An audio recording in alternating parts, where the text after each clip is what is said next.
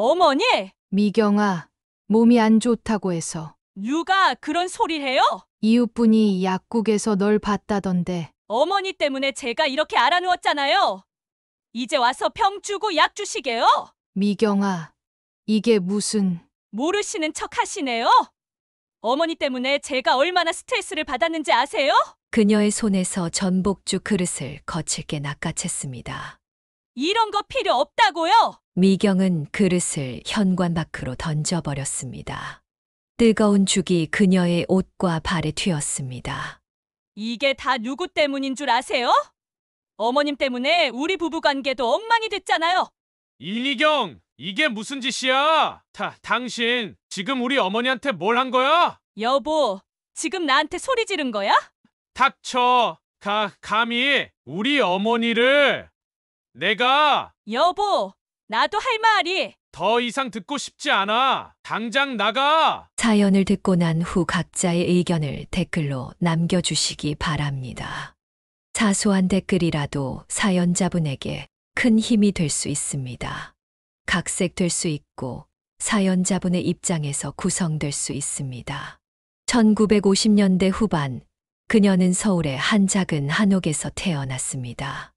아버지는 작은 철물점을 운영했고 어머니는 큰 시장 국밥집에서 일했습니다. 넉넉하지는 않았지만 그래도 끼니를 걱정하지 않을 정도의 생활이었습니다.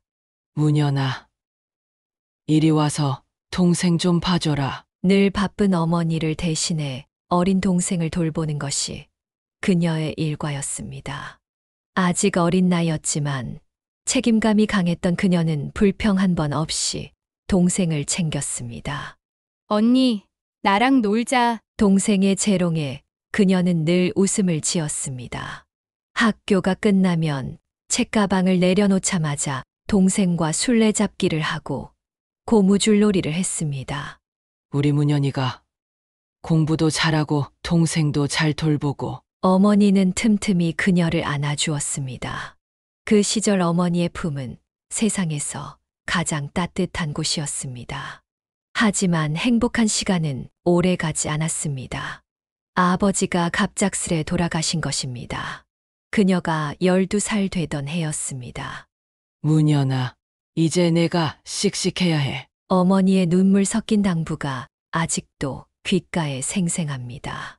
그날부터 그녀는 더욱 철이 들었습니다. 학교가 끝나면 어머니의 반찬 가게를 돕고 밤에는 호롱불 아래서 공부를 했습니다. 우리 문연이가 이렇게 공부를 잘하니 여상이라도 보내야지. 어머니는 힘들게 벌어 그녀를 여자상업고등학교에 보냈습니다. 그곳에서 그녀는 부기를 배웠고 타자도 배웠습니다. 문현이는 타자도 제일 잘 치는구나. 선생님의 칭찬에 그녀는 더욱 열심히 했습니다. 언젠가는 어머니께 보답하고 싶다는 마음이 컸기 때문입니다. 고등학교를 졸업하고 그녀는 을지로의 작은 약국에 취직했습니다. 첫 월급을 받던 날 어머니께 드린 봉투를 아직도 잊을 수 없습니다. 어머니, 이제 제가 벌어올게요. 그래, 우리 문연이가 다 컸구나. 그때 어머니의 눈시울이 붉어졌던 것을 기억합니다. 그날 저녁 어머니는 오랜만에 그녀가 좋아하는 북엇국을 끓여주셨습니다. 약국에서 일하면서도 그녀는 저녁에는 동생의 공부를 봐주었습니다. 동생도 열심히 공부해서 간호학교에 진학할 수 있었습니다. 언니가 없었으면 나는 어떻게 됐을까? 나중에 동생이 간호사가 되어 이런 말을 했을 때 그녀는 가슴이 뭉클했습니다. 그런 그녀의 삶의 전환점이 된 것은 매일 파스를 사러 오던 한 청년과의 만남이었습니다. 지금의 남편이 된 그 청년도 그녀처럼 어려서부터 가족을 책임져야 했던 사람이었습니다. 저도 동생들 뒷바라지 하느라 힘들어요. 그의 말에 그녀는 특별한 친근감을 느꼈습니다. 서로의 처지를 이해할 수 있었기 때문입니다. 어린 시절에 고단했던 기억들은 그녀를 더욱 강인하게 만들었습니다.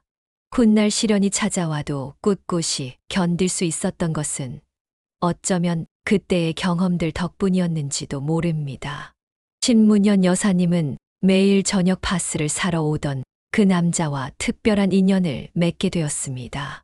퇴근 무렵이면 어김없이 찾아오는 그 남자는 항상 피곤해 보였지만 밝은 미소를 잃지 않았습니다. 작업복에 묻은 먼지와 기름때가 그의 고된 하루를 말해주고 있었습니다. 어서 오세요. 오늘도 파스 사러 오셨죠? 네. 허리가 좀 아파서요. 매일 이렇게 고생하시는데 파스만으로는 부족할 것 같아요. 이번엔 파스랑 같이 드시는 약도 준비해뒀어요. 그녀의 따뜻한 마음씨에 그는 가슴 한켠이 따뜻해지는 것을 느꼈습니다. 시골에서 올라와 고된 일을 하면서도 여동생 둘과 남동생 하나를 책임져야 했던 그에게 그녀의 배려는 특별하게 다가왔습니다. 충청도 시골에서 고등학교를 졸업하자마자 서울로 올라와 온갖 꾸준 일을 도맡아 하며 동생들의 학비를 보태왔던 그였습니다. 제가 퇴근하실 때 밥이라도 한 끼 살 수 있을까요? 그날 저녁 을지로의 작은 국밥집에서 그들은 처음으로 마주 앉아 이야기를 나누었습니다. 그는 자신의 이야기를 술술 풀어놓았습니다. 시골에서 자전거를 타고 등하교를 했던 일, 서울에 처음 올라와 막노동을 하며 옥탑방에서 지냈던 시절, 그리고 지금은 중고 트럭으로 이삿짐을 나르는 일을 시작했다는 이야기까지. 여동생들이 이제 고등학교에 들어갔어요. 둘 다 공부를 잘해서 대학까지 보내고 싶은데 그의 눈빛에서 동생들에 대한 사랑과 책임감이 묻어났습니다. 그녀는 그런 그의 모습에 점점 더 마음이 기울어져 갔습니다. 하지만 두 사람의 만남은 순탄치 않았습니다. 그녀의 부모님은 시골 출신의 변변한 집안 형편도 아닌 그를 탐탁지 않아 했습니다. 여상을 낳은 딸이 더 좋은 조건의 사람을 만날 수 있을 거라 생각했습니다. 그 사람은 안 돼. 너는 대학 나온 사람하고 결혼해야지. 일하는 것도 불안정하고 집안 형편도 어려운데 어떻게 살려고 그러니? 하지만 그녀는 달랐습니다. 매일같이 파스를 사러 오면서도 한 번도 약값을 깎아달라고 하지 않던 그의 자존심, 동생들 얘기를 할 때마다 빛나던 눈빛, 그리고 무엇보다 성실하고 책임감 있는 태도가 그녀의 마음을 사로잡았습니다. 저는 이 사람이면 충분해요. 성실하고 책임감 있는 사람이에요. 저희가 열심히 살면 됩니다. 수개월간의 설득 끝에 결국 두 사람은 이듬해 겨울 작은 결혼식을 올렸습니다. 신혼집은 창신동 달동네 사글세방이었고 살림살이라고는 겨우 이불 한 채와 냄비 몇 개가 전부였습니다. 중고 용달차 한 대가 그들의 전 재산이었습니다. 여보, 이제 우리 둘뿐이야. 같이 열심히 살아보자. 그래. 나는 당신만 있으면 돼. 우리 잘 살 수 있어. 신혼 초기에는 매일이 고단했습니다.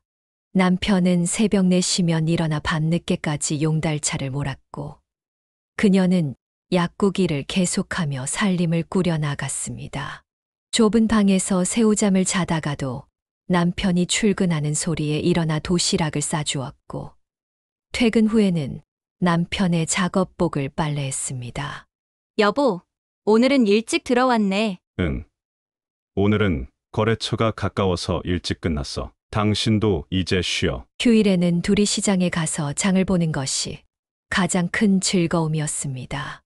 비록 넉넉지 않은 살림이었지만 서로를 위하는 마음만은 누구보다 풍족했습니다. 두 사람의 성실함은 결실을 맺어 2년 만에 전세로 옮길 수 있게 되었습니다. 방 2개짜리 전세집으로 이사하던 날, 둘은 마치 자신들의 궁전을 얻은 것처럼 기뻐했습니다. 여보, 이제 아이도 가질 수 있겠다. 남편의 말에 그녀는 눈시울이 붉어졌습니다. 그동안 좁은 사글세 방에서는 감히 꿈꿀 수 없었던 소망이었습니다. 그렇게 첫째 아들 오혁이가 태어났고 2년 뒤에는 둘째 오훈이도 세상에 나왔습니다. 우리 오혁이 이제 동생이 생겼네. 형님, 노릇 잘해야 해. 3살 배기 오혁이는 아직 말 뜻도 모르면서 동생의 작은 손가락을 꼭 잡고 있었습니다. 비록 넉넉하진 않았지만 그들의 보금자리는 날이 갈수록 따뜻해져 갔습니다. 그녀는 이런 일상의 작은 행복에 감사하며 앞으로도 남편과 함께 이 행복을 지켜나가리라 다짐했습니다. 남편은 열심히 일했고 그런 남편의 성실함은 거래처들 사이에서 소문이 나기 시작했습니다. 이사할 때 물건 하나 깨지지 않게 조심스레 옮기고 약속 시간을 철저히 지키는 그의 모습에 단골 고객이 늘어났습니다. 여보, 오늘은 일이 많았나 봐. 피곤해 보여. 응. 요즘 소개로 일거리가 자꾸 늘어나네. 좋은 일이지. 그녀는 남편의 허리에 파스를 붙여주며 일과를 묻곤 했습니다. 어느 날 남편은 평소와 다른 설렘을 안고 퇴근했습니다. 오늘 이삿짐 센터 사장님이 나한테 제안을 하셨어. 스카이 사다리차 사업을 같이 하자고. 카이 사다리차요? 고층 아파트가 많이 생기면서 수요가 늘고 있대. 사장님이 은행 대출 보증도 서주신다고 하셨어. 그녀는 잠시 걱정스러운 마음이 들었습니다. 하지만 남편의 눈빛에서 확신을 읽을 수 있었습니다. 당신이 하고 싶은 대로 해요. 나는 당신을 믿어요. 첫 스카이 사다리차를 구입하던 날, 온 가족이 나와 구경했습니다. 5살이던 오혁이는 큰 사다리차를 보고 눈이 동그래졌습니다. 아빠, 이게 다 아빠 차예요? 그렇지. 이제 아빠가 이걸로 일할 거야. 우와, 진짜 멋있다. 그날부터 오혁이는 아버지의 사다리차에 푹 빠졌습니다. 유치원에서 그림 그리기 시간이면 항상 아버지의 사다리차를 그렸고 우리 아빠의 자랑이라는 주제로 그린 그림으로 상까지 받았습니다. 선생님, 우리 아빠가 저 높은 아파트까지 다 올라가서 일하시는 거예요? 오혁이의 자랑스러운 목소리에 그녀는 가슴이 뭉클했습니다. 둘째 오은이도 형을 따라 사다리차 그림을 그리기 시작했습니다. 사업은 예상보다 빠르게 성장했습니다. 서울 곳곳에 아파트가 올라가면서 스카이 사다리차의 수요는 계속해서 늘어났고 남편의 꼼꼼한 일처리는 건설사들 사이에서도 입소문이 났습니다. 여보, 이제 차 한 대 더 늘릴 수 있을 것 같아. 정말요? 그럼 일도 더 수월해지겠네요. 두 번째 사다리차를 구입하면서 사무실도 마련했습니다. 좁지만 깔끔한 사무실에서 그녀는 전화 응대와 장부 정리를 도맡아 했습니다. 약국은 그만두었지만 이제는 남편과 함께 사업을 일구는 기쁨이 있었습니다. 엄마, 나도 나중에 아빠랑 같이 일할 거야. 초등학교에 입학한 오혁이의 장래 희망은 아버지와 같은 사업가였습니다. 수업 시간에 발표를 할 때면 항상 아버지의 일을 자랑스럽게 이야기했고 담임 선생님도 오혁이의 그림을 특별히 예뻐해 주었습니다. 하루는 남편이 깊은 한숨을 쉬며 들어왔습니다. 여보, 무슨 일 있어요? 오늘 일하다가 아찔했어. 12층에서 냉장고 옮기는데 바람이 너무 심하더라고. 그녀는 남편의 손을 꼭 잡았습니다. 늘어나는 사업 규모만큼 책임감도 커져갔지만 서로를 믿고 의지하며 한 걸음씩 나아가고 있었습니다. 사업이 안정되어 가던 어느 날 예상치 못한 비극이 찾아왔습니다. 그녀는 그날을 잊을 수 없었습니다.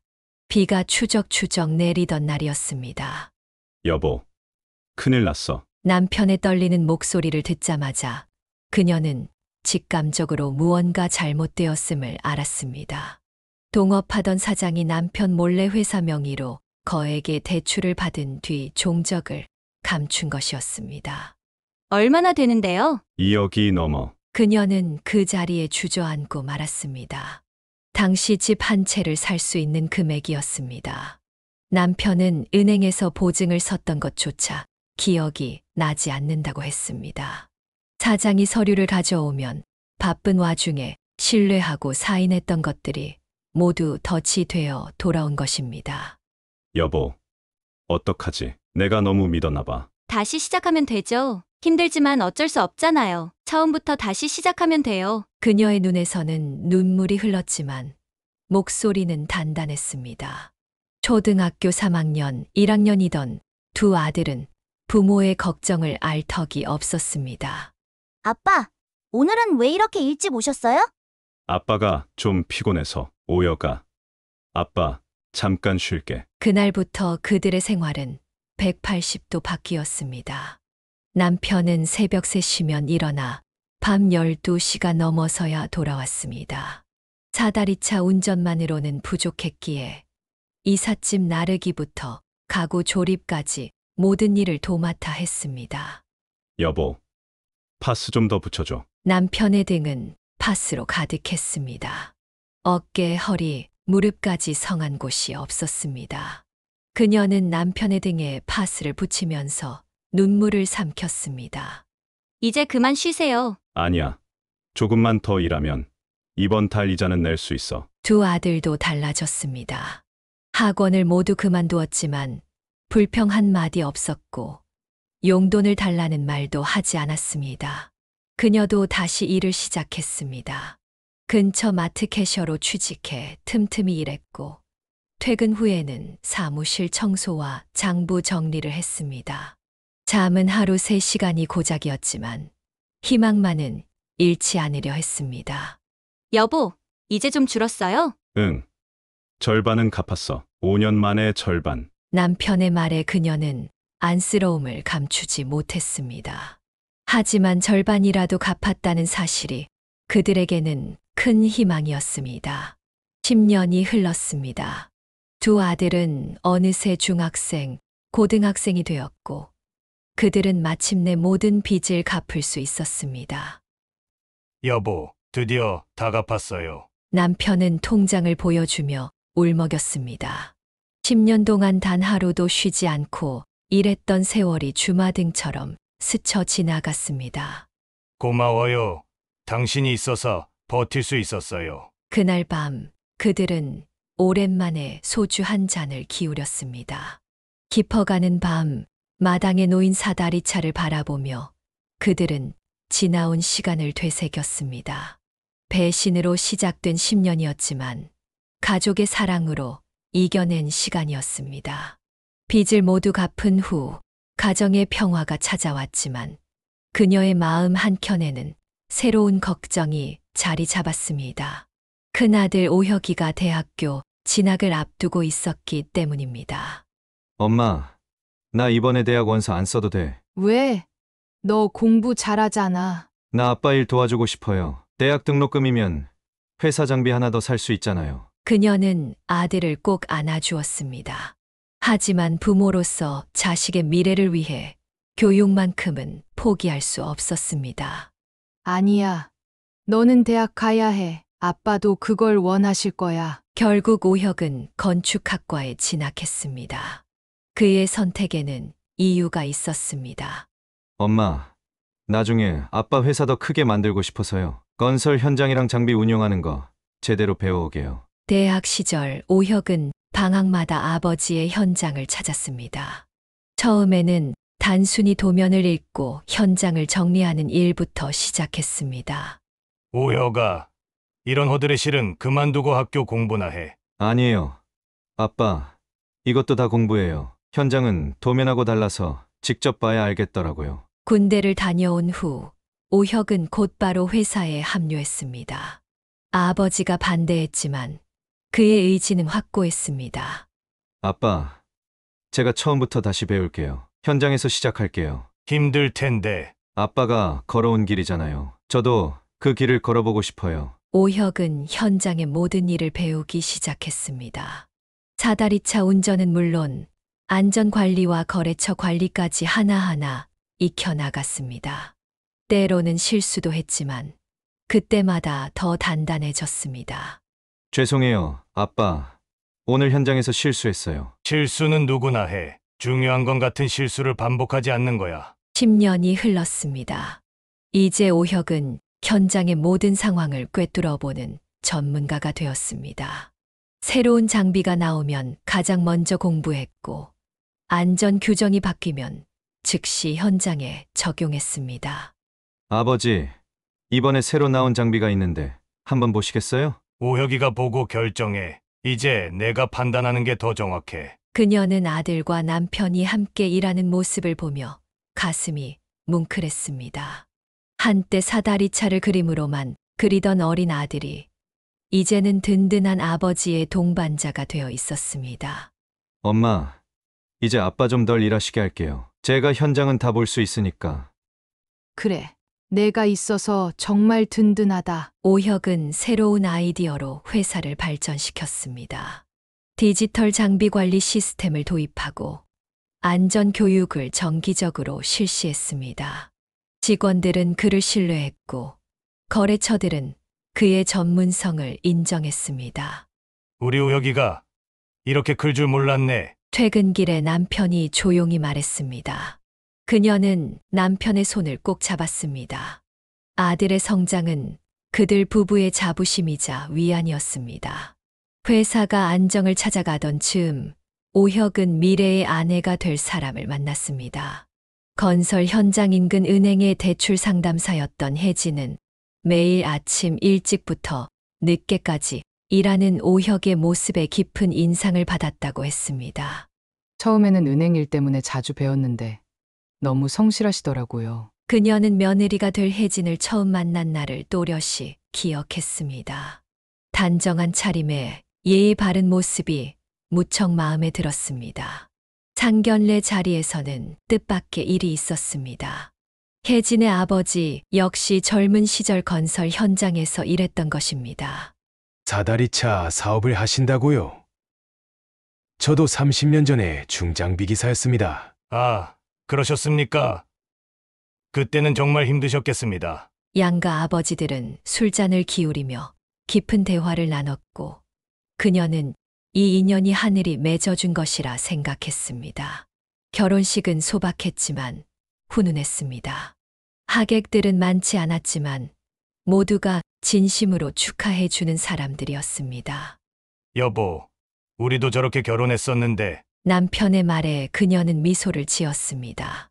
30년 전 자신들의 모습이 떠올랐기 때문입니다. 혜진은 결혼 후에도 은행을 다녔습니다. 하지만 점차 회사의 일에도 관심을 가지게 되었고 주말마다 회사 일을 돕기 시작했습니다. 어머님, 제가 회계를 좀 봐도 될까요? 은행에서 일하면서 배운 게 있어서. 그녀는 며느리의 제안이 고마웠습니다. 나이가 들면서 장부 정리가 점점 더 힘들어지고 있었기 때문입니다. 우리 며느리가 한다면 더 잘하겠지. 혜진은 주말마다 회사의 재무 관리를 체계적으로 정비했습니다. 디지털 회계 시스템을 도입하고 거래처 관리도 전산화했습니다. 어머님, 이제 컴퓨터로 하면 훨씬 편해요. 제가 천천히 알려드릴게요. 그녀는 며느리가 가르쳐 주는 대로 하나씩 배워나갔습니다. 때로는 실수도 했지만 혜진은 언제나 인내심을 가지고 도와주었습니다. 혜진아, 은행 일도 있는데 무리하는 거 아니니? 괜찮아요, 어머님. 이게 다 우리 가족 일인걸요. 얼마 후 혜진은 은행을 그만두고 회사의 총무와 회계를 전담하기로 했습니다. 어머님, 이제 제가 회사 일에 더 집중하고 싶어요. 은행은 그만두려고요. 그녀는 며느리의 결정이 고마웠습니다. 혜진의 합류로 회사는 더욱 체계적으로 운영되기 시작했습니다. 시간이 흐르면서 회사는 더욱 발전했습니다. 오혁의 전문성과 혜진의 꼼꼼한 관리가 더해져 거래처는 늘어났고 직원들의 복지도 좋아졌습니다. 여보, 우리가 이런 날도 보내요. 남편의 말에 그녀는 고개를 끄덕였습니다. 힘들었던 시절을 이겨내고 이제는 든든한 아들과 며느리가 함께하는 모습을 보는 것이 그녀의 가장 큰 행복이었습니다. 우리 오혁이가 참 좋은 사람 만났어. 그녀는 이제 회사가 더욱 든든해졌다고 생각했습니다. 가업을 잇는다는 것은 단순히 사업을 물려받는 것이 아니라 가족의 사랑과 헌신도 함께 이어받는 것임을 매일 느끼고 있었습니다. 늦가을의 쌀쌀한 새벽, 그녀는 남편의 신음소리에 잠에서 깼습니다. 남편이 발가락을 붙잡고 얼굴을 찌푸리고 있었습니다. 여보, 많이 아파요? 통풍이 또 도지네. 오랜 세월 현장에서 일한 대가가 이제야 서서히 나타나고 있었습니다. 허리와 무릎의 통증은 이제 일상이 되었고, 최근에는 통풍까지 심해져 밤잠을 설치는 날이 잦아졌습니다. 이제 그만 좀 쉬세요. 오혁이가 다 알아서 할 수 있잖아요. 그래도 아직은 남편은 말끝을 흐렸습니다. 하지만 그녀는 남편의 마음을 알았습니다. 30년 넘게 일궈온 회사였기에 쉽게 내려놓기가 어려웠을 것입니다. 어느 날 현장에서 일하던 남편이 갑자기 쓰러졌다는 연락을 받았습니다. 어머니, 아버지가 갑자기 현기증이 나셔서. 오혁의 다급한 전화에 그녀는 가슴이 철렁 내려앉았습니다. 다행히 큰 병은 아니었지만 의사는 더 이상의 무리한 작업은 위험하다고 경고했습니다. 이제는 정말 물려줘야 할 때가 된 것 같아요. 그녀의 말에 남편도 마지못해 고개를 끄덕였습니다. 다음 날 가족 회의가 열렸습니다. 아버지, 이제 제가 회사를 맡을게요. 아버지는 건강에만 신경 쓰세요. 오혁아, 내가 자신 있겠어. 네, 아버지가 가르쳐 주신 대로 하면 됩니다. 그렇게 세대교체 준비가 시작되었습니다. 법무사 사무실을 찾아가 양도 절차를 알아보고 세무사와 상담하며 가장 효율적인 방법을 찾았습니다. 사업자 명의 변경하실 때 이것저것 준비하실 서류가 많으시네요. 네, 천천히 준비하면 되겠죠. 서류 작업을 진행하는 동안 그녀는 남편의 눈빛이 흔들리는 것을 보았습니다. 평생을 바쳐 일군 회사를 내려놓는다는 것이 말처럼 쉽지는 않았을 것입니다. 여보, 괜찮아요. 우리 아들이잖아요. 그래, 우리 아들이지. 양도 준비를 하면서 오혁 부부의 피로가 눈에 띄게 쌓여갔습니다.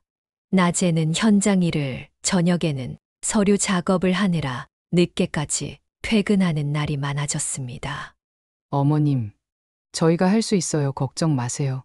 혜진은 늘 씩씩한 목소리였지만 그녀는 며느리의 피곤한 얼굴을 보며 마음이 아팠습니다. 오혁아, 혜진아, 너희도 좀 쉬었다 와야겠다. 아니에요, 어머님. 지금은 바쁜. 잠깐이라도 좋으니 둘이 어디 다녀와. 강원도 날씨가 좋다던데. 며칠을 설득한 끝에 오혁 부부는 1박 2일 휴가를 결정했습니다. 오랜만의 휴식이었습니다. 어머님, 걱정 마세요. 금방 다녀올게요. 그래, 조심히 다녀와라. 그녀는 떠나는 차를 배웅하며 왠지 모를 불안감을 느꼈습니다. 하지만 이내 고개를 저었습니다. 허튼 생각 말자. 우리 부부도 이만큼 해냈는데 이제는 아이들 차례지. 사무실로 돌아오는 길, 그녀는 남편의 손을 꼭 잡았습니다. 이제는 그들이 쉴 차례였습니다. 그날은 유난히도 길게 느껴지는 하루였습니다. 오혁 부부가 떠난 후 그녀는 집안일을 하면서도 자꾸 시계를 확인했습니다. 저녁이 되자 남편이 안절부절 못하며 말했습니다. 전화 한번 해볼까? 그러지 말아요. 난데없이 전화하면 애들 눈치 보일 텐데. 그때 전화벨이 울렸습니다. 경찰서에서 걸려온 전화였습니다. 수화기 너머로 들려오는 소리가 그녀의 세상을 순식간에 무너뜨렸습니다. 진부령 고갯길에서 차량 전복 사고가 있었습니다. 그녀는 그 자리에 주저앉고 말았습니다. 남편이 황급히 전화를 받아들었지만 이내 그의 손에서도 수화기가 떨어졌습니다. 여보, 우리 오혁이가, 우리 아들이. 남편은 그 자리에서 쓰러졌습니다. 당뇨와 고혈압이 있던 남편은 충격으로 이내 즉시 응급실로 실려갔습니다. 그녀는 혼자 강원도로 향했습니다. 택시를 타고 가면서도 이 모든 것이 꿈이길 바랐습니다. 하지만 현실은 냉혹했습니다. 사고 현장에서는 전복된 차량이 그녀를 기다리고 있었습니다. 빗길에 미끄러져 가드레일을 들이받은 뒤 전복된 것으로 보입니다.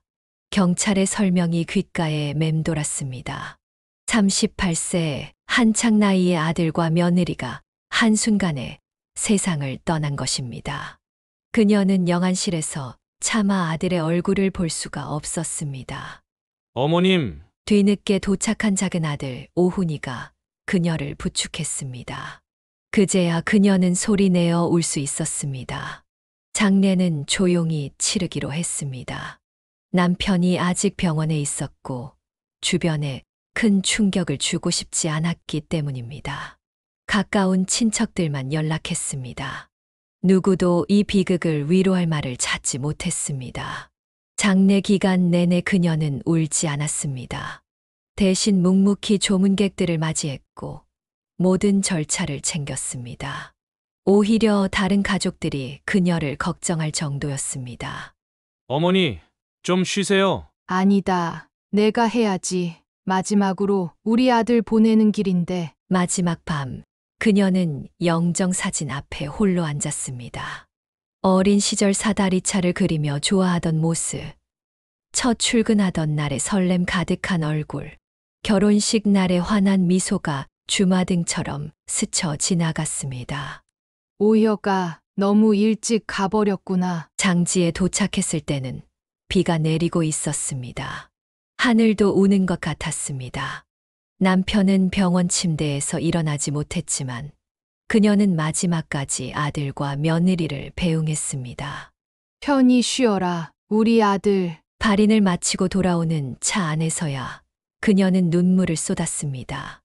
이제 회사로 돌아가면 아들의 책상이 비어 있을 것이고 현장에서는 더 이상 그의 목소리를 들을 수 없을 것입니다. 병원에 누워있는 남편에게는 아직 이 현실을 받아들일 시간이 더 필요했습니다. 의사는 당분간 절대 안정이 필요하다고 했습니다. 여보, 우리가 잘못한 걸까요? 병실에서 남편이 작은 목소리로 물었습니다. 그녀는 남편의 손을 꼭 잡았습니다. 대답할 말은 없었지만 서로를 위로하는 것밖에 할 수 있는 일이 없었습니다. 오혁이의 장례식 후 회사는 그대로 멈춰 선 것만 같았습니다. 남편은 여전히 병원 신세를 지고 있었고 그녀는 매일 아침 텅 빈 사무실을 바라보며 한숨만 내쉬었습니다. 그러던 어느 날 뜻밖의 손님이 찾아왔습니다. 5년 전 사업 실패 후 홀연히 사라졌던 막내 시동생이었습니다. 형수님, 말라깽이가 된 시동생의 모습에 그녀는 눈시울이 붉어졌습니다. 한때는 잘 나가는 사업가였던 그가 이제는 까맣게 그을린 얼굴로 그녀 앞에 서 있었습니다. 어디 있었어요? 연락도 없이. 죄송합니다, 형수님. 저 울릉도에 있었습니다. 시동생은 자신의 이야기를 천천히 풀어놓았습니다. 사업 실패 후 모든 것을 잃고 아내와도 이혼했다고 했습니다. 부끄러워 연락조차 할 수 없었다고 했습니다. 조카 소식을 듣고 더는 도망칠 수 없었습니다. 오혁이 얘기는 어떻게 들었어? 작은 형님이 알려주셨어요. 그날 밤 그녀는 병원에 입원해 있는 남편에게 시동생의 이야기를 전했습니다. 그 녀석이 돌아왔다고? 오랜만에 남편의 눈빛이 살아났습니다. 네, 회사 일도 돕겠다고 하네요. 시동생은 다음 날부터 현장에 나갔습니다. 비록 사다리차 운전은 서툴렀지만 현장 관리와 거래처 응대는 경험이 있어 금세 적응했습니다. 형수님, 제가 있는 한 걱정 마세요. 형님 일어나실 때까지 제가 지킬게요. 시동생의 진심 어린 말에 그녀는 고개를 끄덕였습니다. 막내답게 언제나 사람들을 웃게 만드는 재주가 있었던 시동생은 어느새 직원들과도 잘 어울렸습니다. 형수님, 이거 보세요. 새로운 거래처랑 계약했어요. 어머, 그동안 연락도 없던 업체인데. 시동생의 성실한 모습에 오랫동안 끊어졌던 거래처들이 하나둘 돌아오기 시작했습니다. 병원에 있는 남편에게 시동생은 매일 들렀습니다. 회사 소식을 전하고 재미있는 이야기로 형을 웃게 만들었습니다. 형, 내가 있잖아요. 이제 걱정 말고 푹 쉬세요. 그런 시동생의 모습을 보며 남편의 표정도 조금씩 밝아졌습니다. 한 달 후 남편은 드디어 퇴원했습니다. 여보, 회사 한번 가볼까요? 남편이 조심스레 제안했습니다. 그녀는 남편의 팔을 부축하며 회사로 향했습니다. 사무실에 들어서자 시동생이 반갑게 맞이했습니다. 책상 위에는 깔끔하게 정리된 서류들이 있었고, 벽에는 새로운 일정표가 걸려 있었습니다. 형, 이제 우리 함께해요. 제가 현장 일은 다 할 테니까 형은 여기서 천천히 시작하세요. 남편은 말없이 고개를 끄덕였습니다. 그의 눈가에 맺힌 눈물을 그녀는 놓치지 않았습니다. 시간이 흐르면서 회사는 조금씩 활기를 되찾아갔습니다. 새로운 직원도 2명이 늘었고 거래처도 안정을 찾아갔습니다. 여보, 우리 동생이 이렇게 큰 아이였네요. 퇴근길에 남편이 말했습니다. 그녀도 미소를 지었습니다. 인생은 참 알 수 없는 것이었습니다. 한순간의 비극이 또 다른 만남을 가져오고 그 만남이 새로운 희망이 되는 것이었습니다. 시동생의 귀환 이후 둘째 아들 오훈도 회사에 합류하게 되었습니다. 평소 성실했던 오훈은 막내 삼촌의 지도 아래 현장 일을 배워나갔습니다. 그러던 어느 날 작은 며느리 미경이 갑자기 사무실을 찾아왔습니다. 어머님, 저도 회사에서 일하고 싶어요. 그녀는 순간 의아했습니다. 3년 동안 전업주부로 지내며 한 번도 회사에 관심을 보이지 않던 며느리였기 때문입니다. 갑자기 웬일이니? 아무래도 이제는 제가 나서서 도와야 할 것 같아서요. 미경의 말투에는 어딘가 거슬리는 것이 있었지만 그녀는 일단 수락했습니다. 하지만 문제는 그 다음 날부터 시작되었습니다. 첫날, 미경은 2시간이나 늦게 출근했습니다. 어머님, 애들 유치원 보내느라 늦었어요. 이해해 주세요. 미경아, 다른 직원들도 다 아이가 있는데. 이튿날은 더 심했습니다. 사무실 청소를 하라는 지시를 완강히 거부했습니다. 제가요? 제가 어떻게 청소를 해요? 저 이사 부인이에요. 왜 제가 청소를 해야 하죠? 그녀는 순간 귀를 의심했습니다. 이사님이라니 오후는 아직 평사원에 불과했습니다. 미경아, 여기서는 내가 직원이야. 다른 직원들과 똑같이. 똑같이요? 제가 왜요? 전 이 회사 며느리라고요. 미경의 목소리가 한 옥타브 높아졌습니다. 사무실의 공기가 얼어붙었습니다. 셋째 날, 미경은 거래처 전화를 받다가 큰 실수를 저질렀습니다. 네, 무슨 소리예요? 제가 누군지 알고 지금 이러시는 거예요? 저 이 회사 이사 부인인데 그런 식으로 말씀하시면 안 되죠. 결국 오랜 거래처와 큰 다툼이 있었고 그녀는 미경을 사무실로 불렀습니다. 도대체 왜 이러니? 왜 이러긴요? 당연히 제가 이 자리에 있어야죠. 어차피 이 회사 우리 남편이 물려받는 거잖아요. 그제야 미경의 진짜 속내가 드러났습니다. 큰아들의 사고 이후 회사 상속에 대한 욕심을 품고 있었던 것입니다. 미경아, 내가 무슨... 왜요? 잘못된 말씀 드렸나요? 이제 회사는 당연히 작은아들 차례잖아요. 그런데 왜 삼촌이 와서 이것저것 간섭하는 거죠? 미경의 말은 계속되었습니다. 청소고 뭐고 다 필요 없어요. 어차피 곧 이 회사 저희 거 될 텐데 뭐하러 제가 그런 일을 해요? 그녀는 손을 떨며 자리에서 일어났습니다. 당장 나가. 네? 더 이상 여기서 일하지 마. 나가서 내 하고 싶은 대로 살아라. 미경은 자리에서 벌떡 일어났습니다. 좋아요. 어차피 전 이런 데서 일할 생각 없었어요. 하지만 이 회사는 우리 남편 거예요. 잊지 마세요. 문을 쾅 닫고 나가는 미경을 보며 그녀는 한숨을 내쉬었습니다. 저녁 이 일을 전해들은 오훈이 사무실로 찾아왔습니다.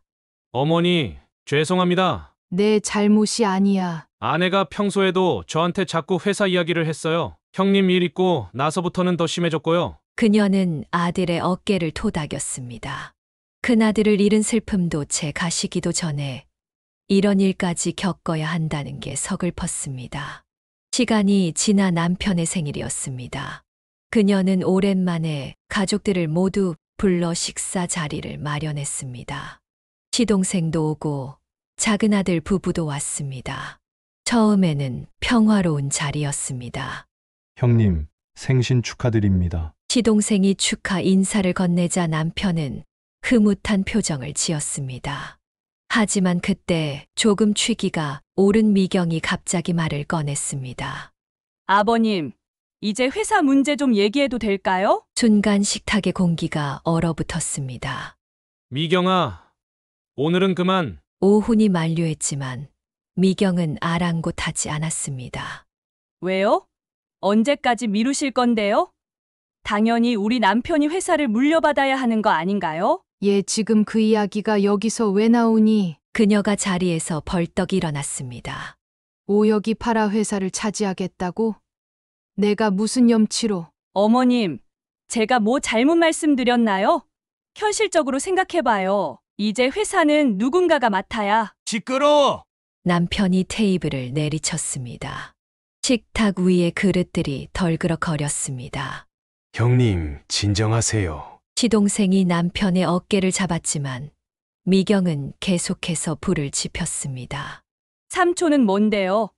왜 자꾸 나서시는 거예요? 삼촌 때문에 우리 남편이 제대로 일도 못 배우잖아요. 뭐라고? 시동생의 얼굴이 붉어졌습니다. 내가 방해를 한다고. 내가 지금 정신이 있는 거야? 맞잖아요. 삼촌 오시고부터 다 망쳐놨잖아요. 우리 남편이 당연히 물려받아야 할 자리를. 이 망할 년이! 남편이 갑자기 자리에서 일어나 미경에게 다가갔습니다. 오훈이 급히 아버지를 막아섰습니다. 아버지, 진정하세요. 미경아, 너 이제 그만해. 왜요? 내가 틀린 말 했어요? 당신도 이럴 거예요? 당신 권리를 포기할 거냐고요. 미경의 목소리가 히스테리컬하게 변했습니다. 다들 우리를 무시하고 있잖아요. 회사에서 청소나 시키고, 그리고 아주버님 없으면 당연히 우리 거 아니에요. 그 입 다물지 못해! 그녀가 손에 들고 있던 물컵을 바닥에 내던졌습니다. 컵이 산산조각 나며 요란한 소리를 냈습니다. 죽은 지 얼마나 됐다고. 내가 감히. 그녀의 목소리가 떨렸습니다. 눈물이 볼을 타고 흘러내렸습니다. 나가 당장 내 눈앞에서 사라져. 이번에는 시동생이 참지 못하고 일어섰습니다. 오훈이 미경의 팔을 잡아 끌었습니다. 미경아, 제발 그만하고 가자. 나요? 더 할 말 있어요. 하지만 오훈은 강제로 미경을 데리고 나갔습니다. 현관문이 쾅 하고 닫히는 소리가 들렸습니다. 남편은 그 자리에 털썩 주저앉았습니다. 시동생이 급히 부축했습니다. 형님, 괜찮으세요? 우리 오혁이가 하늘에서 이거 다 보고 있을 텐데. 그날 밤 그녀는 오랫동안 잠을 이루지 못했습니다. 깊어가는 가족의 균열을 어떻게 막아야 할지 그녀는 답을 찾지 못했습니다. 생일날의 소란 이후 한 달 가까이 작은 며느리 미경과 연락이 끊겼습니다. 오후는 매일 늦게까지 회사에서 일했고 주말에도 현장에 나갔습니다. 그러던 어느 날 그녀는 동네 마트에서 이웃을 만났습니다. 아이고, 사모님 며느님이 많이 아프시다면서요? 네. 제가 처음 듣는 얘긴데요. 어제 약국에서 뵀는데 얼굴이 많이 안 좋아 보이시더라고요. 그녀는 마음이 무거워졌습니다. 아무리 갈등이 있다 해도 며느리가 아프다는데 모른 척할 수는 없었습니다. 여보, 내가 미경이네 가볼까 해요. 당신 또 상처받지 말고. 그래도 며느리가 아프다는데 어떻게 가만히 있어요? 그녀는 정성스레 전복죽을 끓였습니다. 미경이 평소 전복을 좋아한다는 것을 기억하고 있었습니다. 오후 그녀는 따뜻한 전복죽을 들고 작은 며느리의 집을 찾았습니다. 초인종을 누르자 한참 만에야 문이 열렸습니다. 어머니! 미경의 얼굴에 당혹감이 스쳤습니다. 미경아, 몸이 안 좋다고 해서. 누가 그런 소리 해요? 이웃분이 약국에서 널 봤다던데. 미경의 표정이 순식간에 일그러졌습니다. 어머니 때문에 제가 이렇게 알아누웠잖아요. 이제 와서 평 주고 약 주시게요? 미경아, 이게 무슨... 모르시는 척 하시네요? 어머니 때문에 제가 얼마나 스트레스를 받았는지 아세요? 미경이 갑자기 소리를 질렀습니다. 그녀의 손에서 전복죽 그릇을 거칠게 낚아챘습니다. 이런 거 필요 없다고요? 미경은 그릇을 현관 밖으로 던져버렸습니다. 뜨거운 죽이 그녀의 옷과 발에 튀었습니다. 그녀가 비명을 지르며 뒤로 물러섰습니다. 계단 난간을 겨우 잡아 중심을 잡았지만 발등이 화상으로 따갑게 얼얼했습니다. 이게 다 누구 때문인 줄 아세요? 어머님 때문에 우리 부부관계도 엉망이 됐잖아요. 바로 그때 안방에서 쉬고 있던 오훈이 달려 나왔습니다.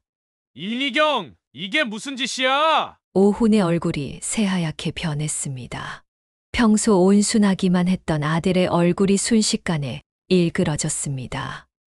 당신 지금 우리 어머니한테 뭘 한 거야? 여보, 지금 나한테 소리 지른 거야? 닥쳐. 오훈의 폭발적인 고함에 미경이 흠칫 놀랐습니다. 감히 우리 어머니를... 내가... 여보, 나도 할 말이... 더 이상 듣고 싶지 않아. 당장 나가. 뭐라고요? 나가라고. 당장. 그녀는 그 자리에 주저앉고 말았습니다. 뜨거운 눈물이 볼을 타고 흘러내렸습니다. 엄마, 제가 있는데 어떻게 감히 죄송합니다. 엄마. 오훈이 그녀를 조심스레 부축했습니다. 발등에 화상이 걱정되는지 구급차를 불렀고 곧 아파트는 순식간에 소란스러워졌습니다. 어머니께 폭력을 행사한 일 이후 미경은 친정으로 가버렸습니다. 오훈은 매일 늦게까지 일하며 집에 들어가지 않았고 그녀는 아들의 모습을 보며 마음이 아팠습니다. 어느 날 오훈의 핸드폰으로 한 통의 문자가 왔습니다. 미경의 고등학교 동창이라고 했습니다. 오은 씨, 죄송한데 연락드려야 할 것 같아서요. 문자에는 미경의 동창회 사진이 첨부되어 있었습니다. 미경이 한 남자와 다정하게 찍힌 사진들이었습니다. 이런 말씀 드리기 죄송하지만 미경이가 윤자랑 다시 만나는 것 같아요. 고등학교 때 3년이나 사귀었던 남자친구거든요. 오훈은 사진을 보며 손이 떨렸습니다. 사진 속 미경은 밝게 웃고 있었고 그 옆에 남자와 매우 친밀해 보였습니다. 동창회 끝나고 둘이 따로 나가더라고요. 다들 알면서도 말 못하고 있었는데 이제는 말씀드려야 할 것 같아서요. 이어진 문자에는 더 충격적인 내용이 있었습니다. 둘이 주말마다 만난다는 것, 심지어 호텔에 들어가는 것도 목격됐다는 이야기였습니다. 오훈은 아무 말도 하지 못했습니다. 그저 굳은 얼굴로 자리에서 일어났습니다. 어디 가려고? 그녀가 걱정스레 물었지만 오훈은 대답 없이 회사를 나갔습니다. 그날 밤 오훈은 친정에 있는 미경을 찾아갔습니다. 그녀는 불안한 마음에 아들의 뒤를 따랐습니다. 동창회에서 윤재 만났다며? 오훈의 첫마디에 미경의 얼굴이 하얗게 변했습니다. 그 사람이랑 다시 만나는 거 언제부터야? 여보, 이게 무슨... 언제부터냐고! 오훈의 고함에 미경이 주저앉았습니다. 미안해. 동창회에서 우연히 만났는데... 거짓말하지 마! 호텔에서 나오는 것도 다 찍혔더라고! 미경의 얼굴이 창백해졌습니다. 이혼하자! 여보... 평소에 어머니한테 그렇게 행동한 것도 다 이런 이유 때문이었네? 양심의 가책 때문이었어? 오훈은 돌아서서 걸어갔습니다. 그제야 미경이 바닥을 치며 울기 시작했습니다. 잘못했어. 용서해줘. 제발. 하지만 오훈은 뒤돌아보지 않았습니다. 그녀는 아들의 뒤를 따라가려다 멈췄습니다. 이제는 아들이 스스로 결정해야 할 때였습니다. 다음 날 오훈은 담담한 얼굴로 회사에 나왔습니다. 어머니, 이혼하기로 했어요. 오훈아. 제가 너무 눈이 멀어 있었네요. 어머님께 그런 짓을 했을 때 바로 알아챘어야 했는데 그녀는 아들을 말없이 안아주었습니다. 때로는 말보다 포옹이 더 큰 위로가 되는 법이었습니다. 이혼을 결심한 오훈은 바로 행동에 옮겼습니다. 변호사를 선임하고 이혼 소송을 시작했습니다. 가장 큰 문제는 6살 아들 민수의 양육권이었습니다. 어머니, 아들 제가 키울 거예요. 내가 회사 일하면서 어떻게? 제가 알아서 할게요. 그 애를 저 여자한테 보낼 순 없어요. 오훈의 눈빛은 단호했습니다. 그녀는 아들의 결심을 느낄 수 있었습니다. 미경 측 변호사가 연락해 왔습니다. 합의 이혼을 하자는 제안이었습니다. 합의는 없어요. 법적으로 끝까지 가겠습니다. 첫 재판이 열리던 날, 미경은 민수의 양육권을 자신이 가져야 한다고 주장했습니다. 어머니가 아이를 키우는 게 자연스럽지 않습니까? 남편은 바빠서 아이를 제대로 돌볼 수도 없을 텐데요. 하지만 오훈 측 변호사는 미경의 부적절한 행실을 증거로 제시했습니다. 어머니를 폭행한 사건부터 불륜 관계까지 모든 것이 법정에서 드러났습니다. 이런 어머니가 과연 아이를 올바르게 키울 수 있을까요? 재판이 진행되는 동안 민수는 그녀의 집에서 지냈습니다. 손주를 돌보며 그녀는 마음이 아팠습니다. 어린 아이가 부모의 이혼을 겪어야 한다는 것이 안타까웠기 때문입니다. 할머니, 엄마는 언제 와요? 민수야. 어느 날 미경이 그녀의 집을 찾아왔습니다. 완전히 달라진 모습이었습니다. 화장기 없는 얼굴에 초췌한 모습으로 현관 앞에 무릎을 꿇었습니다. 어머님, 저 좀 용서해 주세요. 미경아. 제가 잘못했어요. 이제 정신 차렸어요. 민수라도 제게 줄 수는 없나요? 그녀는 한동안 말없이 서 있었습니다. 며느리의 눈물이 진심인지 아닌지는 중요하지 않았습니다. 이미 돌이킬 수 없는 선을 넘었기 때문입니다. 일어나라. 어머님. 내가 진정으로 뉘우친다면 민수를 위해서라도 조용히 물러나거라. 마침 그때 오훈이 퇴근길에 들렀다가 이 광경을 보았습니다. 당신이 왜 여기 있어? 여보. 나가. 어머니 더 이상 괴롭히지 말고. 결국 재판부는 오훈에게 양육권을 주기로 결정했습니다. 미경의 부적절한 행실과 폭력성이 결정적인 이유였습니다. 이혼이 확정됐습니다. 변호사의 연락을 받은 날, 오훈은 조용히 눈물을 흘렸습니다. 그녀는 아들의 어깨를 토닥였습니다. 이제 우리 민수 잘 키워보자. 네, 어머니. 제가 아버지 노릇도 하고 어머니 노릇도 할게요. 그날 저녁 가족들이 모였습니다. 시동생도 왔고 남편도 있었습니다. 모두가 오훈의 결정을 지지했습니다. 그녀는 손주의 웃는 모습을 보며 생각했습니다. 비록 가슴 아픈 일이었지만 이제는 새로운 시작을 해야 할 때였습니다. 이혼 소송이 마무리되고 회사는 새로운 국면을 맞이했습니다. 오훈은 이제 아버지의 자리에서 회사를 이끌어가야 했고 시동생은 현장 관리를 맡았습니다. 오훈아, 이제 좀 자리 잡은 것 같지? 시동생이 어느 날 사무실에서 조카에게 말을 걸었습니다. 책상 위에는 새로 수주한 공사 계약서들이 가지런히 놓여 있었습니다. 네, 삼촌. 다 삼촌 덕분이에요. 두 사람은 서로의 부족한 점을 완벽하게 보완해 주었습니다. 오훈은 뛰어난 경영 감각으로 거래처를 관리했고 시동생은 현장의 실무를 꼼꼼하게 처리했습니다. 어머니, 이제 저희가 아버님 일 좀 줄여드릴게요. 오훈의 말에 그녀는 고개를 끄덕였습니다. 남편의 건강이 좋지 않은 터라 일선에서 물러나 자문 역할만 맡기로 했습니다. 새로운 체제는 놀라울 정도로 안정적이었습니다. 오훈은 아침 일찍 민수를 유치원에 데려다주고 회사로 출근했습니다. 그녀는 손주를 돌보며 아들의 새로운 생활을 지켜보았습니다. 작은 할아버지, 오늘도 크레인 타고 하늘 높이 올라갔어요? 퇴근 후 시동생을 만나면 민수가 항상 하는 질문이었습니다. 시동생은 조카의 머리를 쓰다듬으며 웃었습니다. 그럼 오늘은 구름까지 갔다 왔지. 회사는 점차 성장했습니다. 오훈이 컴퓨터 시스템을 도입하여 관리를 체계화했고 시동생은 현장 안전 교육을 강화했습니다.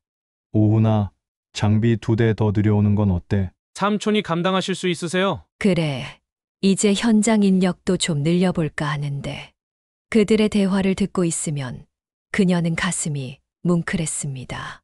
큰아들 오혁이가 떠난 후의 공백을 이렇게 두 사람이 채워주고 있었습니다. 여보, 우리 아들들 잘하고 있죠? 퇴근길에 남편이 물었습니다. 그녀는 미소를 지었습니다. 네. 이제 걱정 안 해도 될 것 같아요. 직원들 사이에서도 새로운 체제는 좋은 평가를 받았습니다. 오훈의 합리적인 경영 방식과 시동생의 친근한 현장 관리가 조화를 이루었기 때문입니다. 사장님, 이번에 새로 들어온 안전 장비 정말 좋습니다. 다 삼촌이 추천하신 거예요. 현장에서 필요한 건 삼촌이 제일 잘 아시죠. 그렇게 1년이 지났습니다. 회사는 어느 때보다도 안정적으로 운영되고 있었고 직원들의 만족도도 높았습니다. 어머니, 이제 좀 쉬세요. 저희가 다 알아서 할 수 있어요. 오훈의 말에 그녀는 고개를 저었습니다. 괜찮아. 너희 일하는 거 보는 게 좋아. 사무실 한켠에 앉아 두 사람이 일하는 모습을 지켜보는 것이 그녀의 낙이 되었습니다. 때로는 민수가 와서 무릎에 앉아 그림을 그리기도 했습니다. 할머니, 나도 나중에 아빠랑 삼촌처럼 일할 거예요. 민수의 말에 그녀는 손주를 꼭 안아주었습니다. 이제 회사는 단순한 사업체가 아닌 가족의 새로운 터전이 되어가고 있었습니다. 회사가 안정을 찾자 그녀는 서서히 일에서 손을 놓기 시작했습니다. 이제는 두 사람이 잘 꾸려나가는 모습을 보는 것만으로도 충분했습니다. 어머니, 이제는 정말 쉬세요. 저희가 다 알아서 할게요. 오훈의 말에 이번에는 그녀도 고개를 끄덕였습니다. 남편의 건강도 신경 쓰여야 했고 무엇보다 이제는 쉴 때가 되었다고 생각했기 때문입니다. 여보, 우리도 이제 좀 쉬면서 살아요. 그녀의 말에 남편이 웃으며 대답했습니다.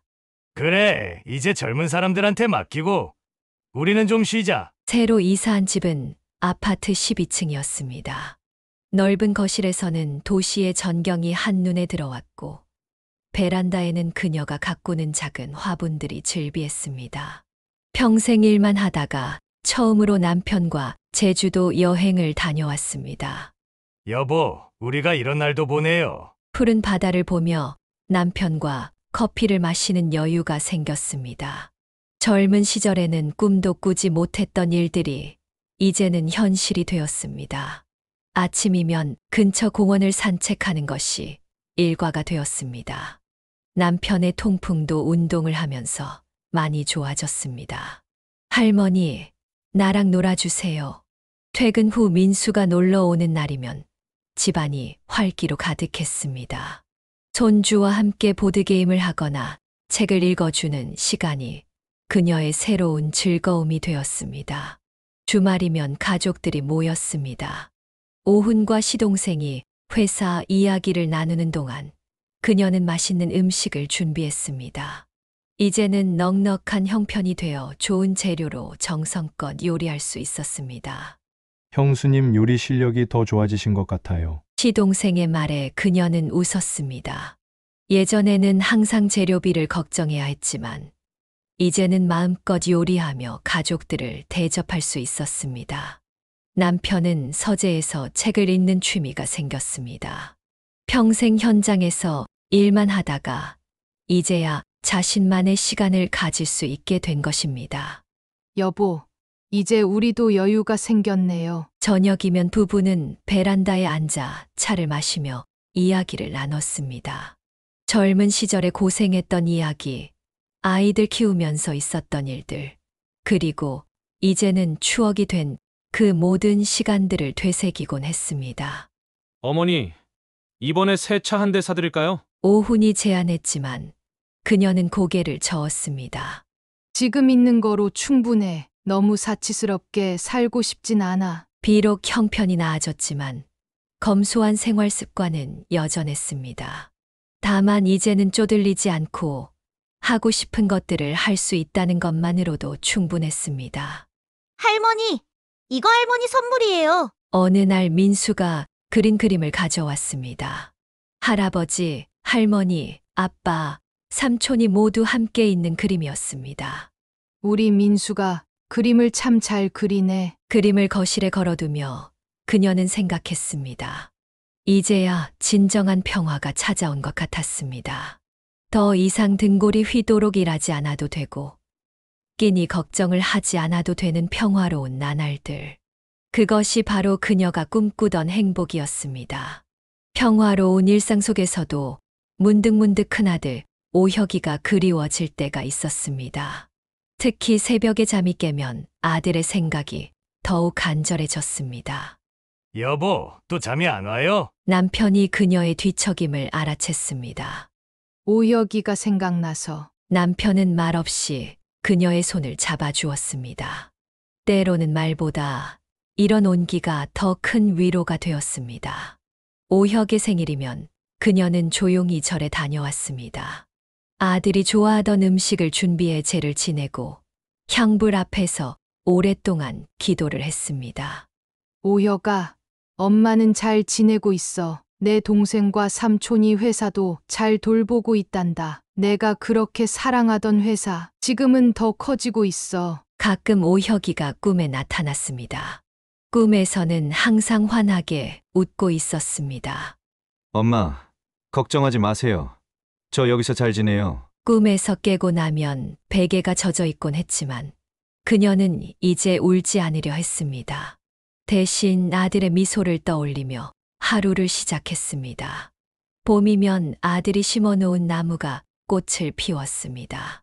회사 마당 한켠에 있는 벚나무였습니다. 형님이 심은 나무가 이렇게 크네요. 시동생의 말에 그녀는 미소 지었습니다. 아들의 흔적은 이렇게 곳곳에 남아 있었습니다. 어머니, 이거 보세요. 어느 날 오훈이 낡은 앨범을 가져왔습니다. 그 안에는 오혁이가 어릴 적 그린 사다리차, 그림들이 가득했습니다. 이걸 아직도 가지고 있었니? 네, 형님 방을 정리하다가 찾았어요. 그림을 보며 그녀는 아들의 어린 시절을 떠올렸습니다. 유치원 시절부터 아버지의 일을 자랑스러워하던 모습, 학창 시절 내내 회사 일을 돕겠다고 하던 모습, 그리고 마지막까지 성실하게 일하던 모습까지. 할머니, 아빠가 우리 집에 있는 형아 사진 보여줬어요. 민수가 어느 날 물었습니다. 그래서 뭐라고 하더니? 하늘나라에 계신 우리 형아가 제일 멋있대요. 그녀는 손주를 꼭 안아주었습니다. 아들의 부재는 이렇게 다음 세대에게도 이어지고 있었습니다. 시간이 흐를수록 그리움의 형태는 조금씩 변해갔습니다. 날카로운 고통은 무뎌졌지만 그 자리에 잔잔한 그리움이 자리 잡았습니다. 여보, 우리가 나중에 오혁이를 만나면 뭐라고 해줄까요? 잘 살았다고, 그동안 잘 지냈다고 말해주자. 부부는 이제 하늘에서의 재회를 기약하며 살아갔습니다. 그때까지 건강하게 그리고 행복하게 살아가는 것이 아들을 위한 도리라고 생각했습니다. 어머니, 형님 생각하세요? 문득 아들이 물었습니다. 응, 이제는 너무 아프지 않게 생각할 수 있어. 그녀의 대답에 시동생이 고개를 끄덕였습니다. 슬픔을 이겨내는 법을 조금씩 배워가고 있었습니다. 이제 그녀는 알았습니다.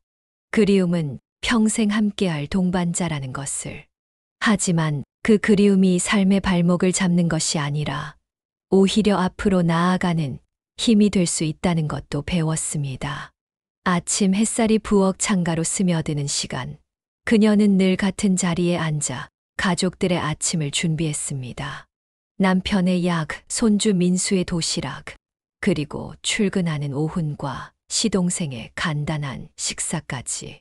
어머니, 제가 할게요. 오훈이 거들려 하면 그녀는 고개를 저었습니다.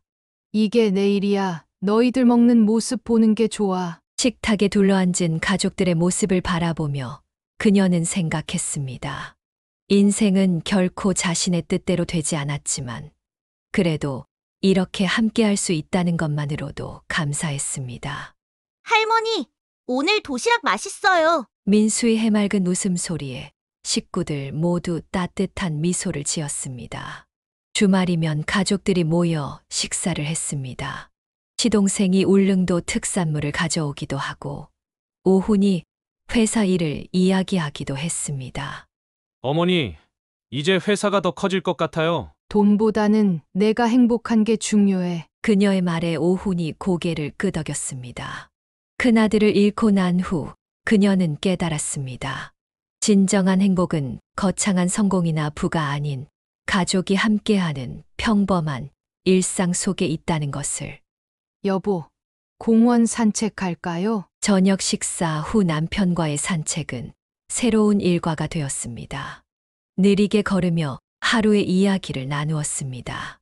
오늘 민수가 그림을 또 그렸어요. 이제는 정말 사다리차를 잘 그리네요. 그러게 꼭 어릴 때 오혁이 같아. 이제는 아들 이야기를 하면서도 미소 지을 수 있게 되었습니다. 슬픔은 여전히 가슴 한켠에 있었지만 그것과 함께 살아가는 법을 배웠습니다. 할머니, 내일은 뭐 해요? 주말이면 민수가 물었습니다. 그녀는 손주와 함께 빵을 굽기도 하고 화분에 물을 주기도 했습니다.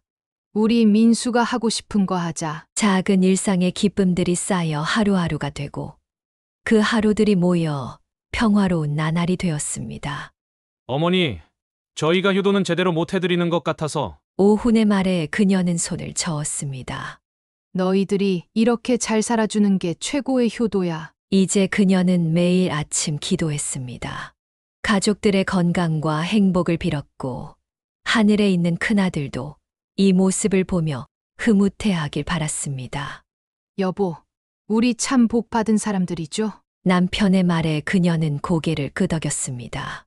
비록 큰 상처도 있었지만 그래도 이렇게 서로를 의지하며 살아갈 수 있다는 것이 얼마나 큰 축복인지 이제는 알았습니다.